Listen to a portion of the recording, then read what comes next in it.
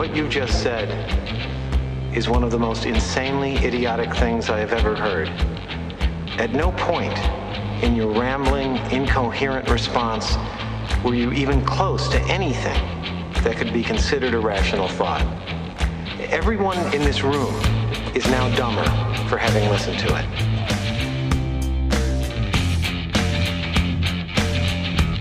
You don't know what that order is, Mr. Trash. I'd show you, but I'm too old. I'm too tired. I'm too fucking blind. If I were the man I was 5 years ago, I'd take a flamethrower to this place.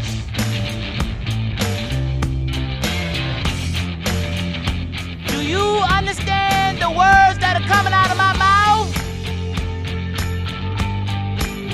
You want answers? I think I'm entitled. You want answers? I want the truth! You can't handle the truth! Why the moniker stays the same, the truth shall always set you free. This is Tim. No longer get off my lawn. It's fuck your sensitivity, the mad ramblings of a Gen Xer. Want to talk about the you get on the bus, we get on the bus, we all get on the Omnibus. The Dems starting to fracture in reference to the shutdown, which is now 40 days long.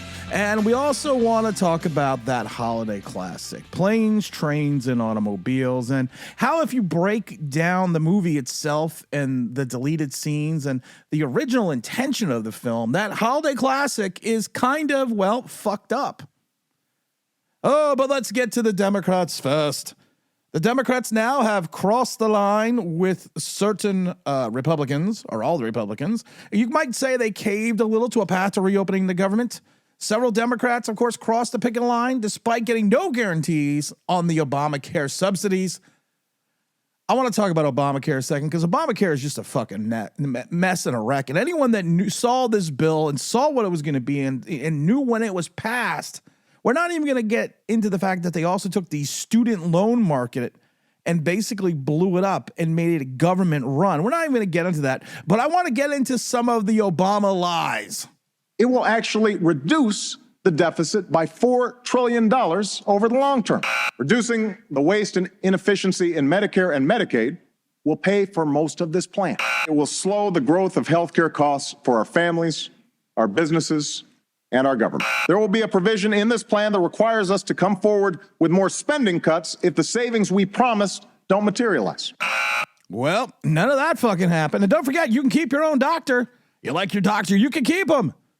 You're going to save $2,500. The average family is going to save $2,500 a year. Well, we just got our healthcare premium and it actually went up about $1,700.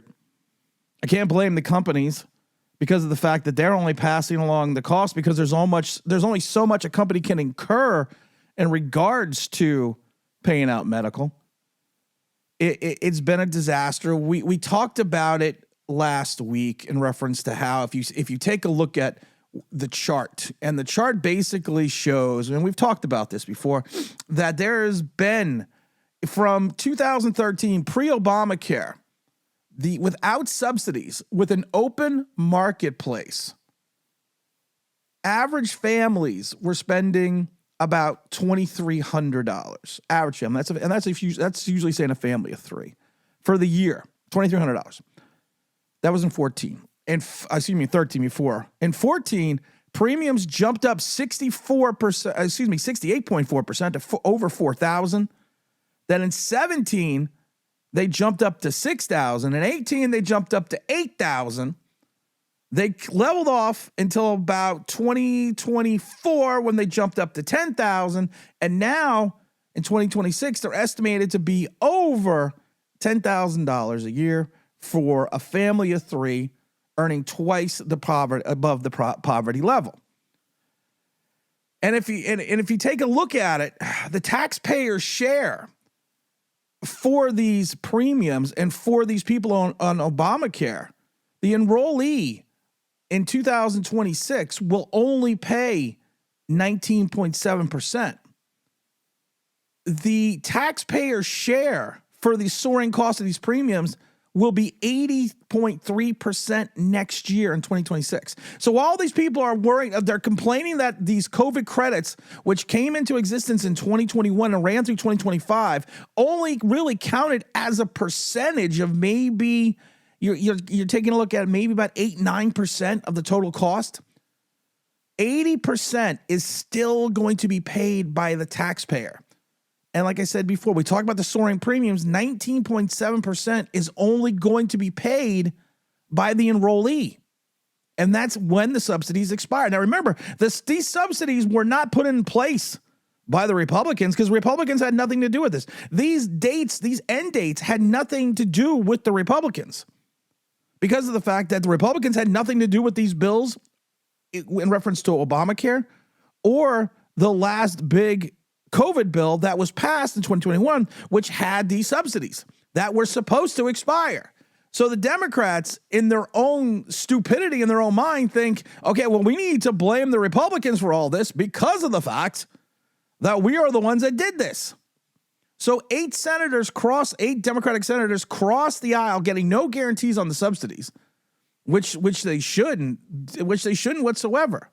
You should not be fighting legislation through a budget reconciliation or a budget. I shouldn't say reconciliation. I should say clean CR. Senator King of Maine said it best as the question was, does the shutdown further the goal of achieving some support for extension on tax credit? Our judgment was no. It would not produce that result. And the evidence for that is almost 7 weeks of fruitless attempts to make it happen. Now, Senator Schumer, who was trying to bow down to the radical left side of his base and hold off AOC as a challenge to his throne, which would be great because she is a fucking moron wrapped in a riddle. He's seething because of the fact that he panned the compromise and charged that when Republicans rejected it, their own counterproposal, that they extend the expiring subsidies for a year. They showed they're against any healthcare reform, he said. Ooh. Oh. The Democrats really make my fucking head hurt when they're not in power. I thought when they were in power, my head hurt because they just do stupid things. But they just do even stupider things when they're not in power. They're putting the onus on the American people in reference to the shutdown and trying to blame the Republicans who just wanted a clean CR. They didn't want to add all these things in. They just wanted a clean CR. They didn't want to all of a sudden re-extend all these things that were cut out of the big, beautiful bill that made no sense that the government should be paying for so that we can continue to have big government. It's an enigma wrapped in a riddle. Let's hope that we get this fixed. Nearly 1,600 flights were canceled, over 1,000 delays as of Monday morning, according to the FAA, and that's because of the shortages in reference to air traffic controllers. And I love it because that kind of leads me into my next topic, because Planes, Trains, and Automobiles, John Candy, Steve Martin, it was one of those films that you kind of loved. People say it's a holiday classic. It's that travel film. It's not a buddy film, because they're not really friends. They become friends, of course, at the end of the film. It's not like I'm going to spoil something for a 40-year-old film. But there is a darkness to this movie.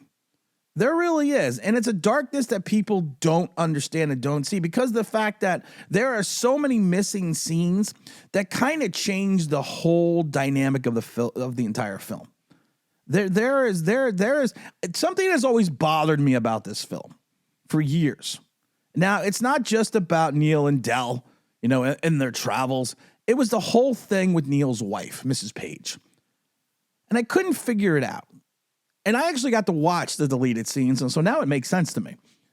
So Mrs. Page I always thought she had this aloofness to her, this air about her that just didn't make sense. And also, she just seemed kind of bitchy.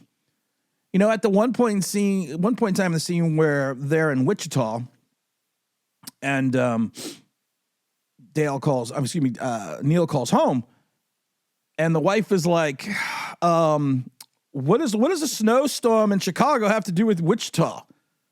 And it's like, honey, you don't understand it. And you should know this because your husband evidently travels, that if it snows in one area, your flight has to get diverted to another area. And she had this ominous sense of sadness throughout the entire film. Almost like there was something going on with Neil. And then, of course, there's a wife named Susan. Like there was something going on that she wasn't buying the whole story about Del. Well, as it turned out, if you watch the deleted scenes, and it's interesting because Susan Page, to me, was extremely passive-aggressive and makes kind of these weird offhand comments up to Neil. And it just seems like she's pissed off all the time. But if you watch the deleted scenes, it turns out that Susan Page thinks that Neil is cheating on her. And he's cheating on her with a woman named Del. And it's kind of weird because, and there was another scene that they don't show where she literally has a conversation with her mother saying that she is leaving. Now, this is happening during the Thanksgiving holiday. This is happening as this guy is busting his ass to get home. She has a conversation with her mother saying that she's thinking about leaving Neil. So if Neil shows up at home, now the whole story is that, he is doing everything that he can to get home. He's with Del. So the whole thought process is, in Susan's mind, the wife, Susan Page, that if he shows up alone, Neil, at home without Del, then she is going to leave him. This is an ambush waiting to happen. This is literally, you saw this whole thing with Del and Thanksgiving dinner as a true act of selfishness and kindness. It's not that. It's the fact that if Del doesn't show up, and Neil doesn't know this, if Del doesn't show up, the bitch is leaving him. She's going to divorce him. It's really kind of weird. And there's that whole scene at the end where Susan introduces herself to Del. And there's this long hug, and there's this with Neil, and there's this cute little smile, like everything is all right, like she is not going to leave him now because he was telling the truth the whole time that Del isn't a woman and Neil wasn't having an affair. And I'm thinking about this, going, this is kind of fucked up. And I'm watching it, going, really? So this whole time, and you kind of knew there was this distance between Neil and Susan, and you kind of got stuck in your head that you didn't understand why. But now when you watch the deleted scenes, it makes a hell of a lot of sense. That Susan Page, who had been passively aggressive the entire film, and like I said, makes these kind of weird offhand comments, is thinking the fact that she is going to leave her husband on Thanksgiving because he is having an affair with a woman named Del. And then there's another scene that was taken out where Susan and her mother again, where Susan kind of lays this all out. This whole thought process about how Neil is cheating on her. And lays out her whole thought process. And that she is not buying that Neil is hanging out with some random guy trying to get home. And that he has to clear this situation up, or she is leaving him. She is leaving him. And that's when they have another conversation where she comes back and says, not only is she going to leave him, she is going to divorce him. So this act of kindness for the Thanksgiving, the wife is laying in wait to ambush Neil. It started to make sense now because it didn't make sense before. Then there's the whole Del Griffin story with his wife, Marie, that she had passed away 8 years earlier, and that Del doesn't have a home, which I didn't understand for 8 years, that he's always traveling. He's always traveling. He's never in one place. He doesn't have a home anymore. He must have had a home at one point in time with Marie, but now he no longer has a home. And there are so many different, we'll say, fan opinions on this. And I went down that rabbit hole. And I probably shouldn't have gone down that rabbit hole, but I did. I went down the rabbit hole. And the rabbit hole is a scary place. There are some fan ideology saying that Del killed Marie, that he murdered her, and that he went to jail for 8 years and had just got out and gotten his job back. There's another fan thought process that, of course, that she passed away from cancer and that Del went into such a deep depression that after Marie passed away, that he burned down his entire house, or has burned down his house. So that's why he doesn't have a home. It's funny because there are over, and it's a tough watch. And I did watch the whole thing. I was lucky enough to have the ability to watch the whole thing. It's a tough watch. There's over 75 minutes of deleted scenes in Planes, Trains, and Automobiles. How they cut this down to where it should be, I got no clue. I got no clue whatsoever. But there are 75 minutes of deleted scenes. I don't know if it's out on Blu-ray yet. I actually got a copy from a friend who let me borrow it, and because I did what I wanted to do this week. I wanted to do a show about Planes, Trains, and Automobiles because it was one of those holiday classics. But then I'm looking at it going, there's a darkness to it. there's a darkness to it. There's a fucked upness to it, if that's a new word, fucked upness. But I couldn't ever figure out why. But now I know why. Del killed his wife and burned down his house. And Neil's wife, Susan, was going to divorce him because she thought Neil was cheating on her with a woman named Del. It starts making a lot more sense if you think about it. Not really. I wanted to briefly talk about the name change. We have been Get Off My Lawn, the Mad Ramblings of a Gen Xer for about a year and a half now, a couple of years now, because we have not done these shows in any type of consecutive format for years, but we're going to try to get into doing that now, and we're going to push it. We're going to go with a full schedule in 2026, where we're going to do a minimum of 2 shows a week. So we're working with some other people, and they've decided, and I kind of agree with them because of my attitude, because of my personality, because of the fact that I like to wear my hat and my shirt and my mug that says "Fuck Your Sensitivity," that we should change the name to "Fuck Your Sensitivity," the Mad Ramblings of a Gen Xer. So you can now find us on YouTube, Rumble, every other place that you find podcasts under Fuck Your Sensitivity, the Mad Ramblings of a Gen Xer. I want to hope everyone stays on board with the show because it's going to be the same great content, the same great generational perspective that we love doing over and over again. And like I said, I hope everyone stays on board. Make sure if you're following on YouTube, make sure you like and subscribe. Same thing on Rumble. Make sure you follow us on Rumble. And again, if you find us on any place that podcasts are available, make sure you leave a 5-star review and give us a thumbs up. And as always, the truth shall always set you free. This is Tim, also known as Get Off My Lawn. Now, fuck your sensitivity. Mad Ramblings of Gen Xer. And I'm out of here.